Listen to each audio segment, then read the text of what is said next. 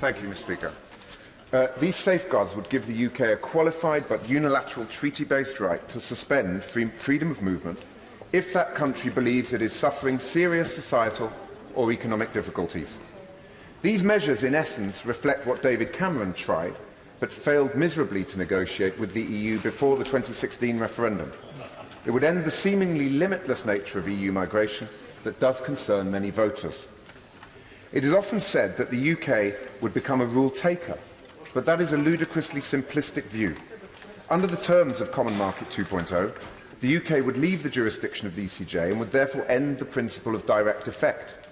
This is because the EFTA court that the UK would join respects national sovereignty in a way that the ECJ doesn't, and new laws have to be approved by each nation and their national parliament. It is also worth noting that we'd have 1 in 4 EFTA court judges rather than the 1 in 28 EU judges, and that only 1/3 of EU law applies to the EEA anyway. We would restore policy-making power in vast areas including agriculture, fisheries, foreign and justice, security affairs, justice and home affairs, and taxation. While it is true that the EFTA states do take on most single market rules, it is worth remembering that they enjoy the option to delay, adapt or derogate from any single market law or directive. Any decision to incorporate law must be unanimous. So in effect, this gives not a vote in the EU process, because of course we're leaving the institutions, but it does give a veto at the national level. Norway and Iceland have derogated from EU law on more than 400 occasions. The Norwegian Prime Minister has also made clear that her country is ready to facilitate us joining the EEA via the EFTA pillar.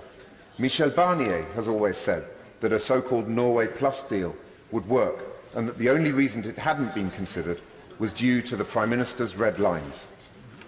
Mr. Speaker, our Common Market 2.0 motion brings together leavers and remainers, and 3 different parties in terms of those who have signed in support of our amendment. This breadth of support, I believe, is extraordinary and unique. I'm not sure that any other option has that, and certainly not revoking, nor a no-deal Brexit, nor for a confirmatory vote in terms of that spread of Remain and Leave opinion. We do need to find a way not just of uniting this House, Mr. Speaker, in a solution that will get us out of this constitutional and political crisis in which we find ourselves, but which can also begin to reunite our deeply divided country. It is time for British politics to rediscover the lost art of compromise.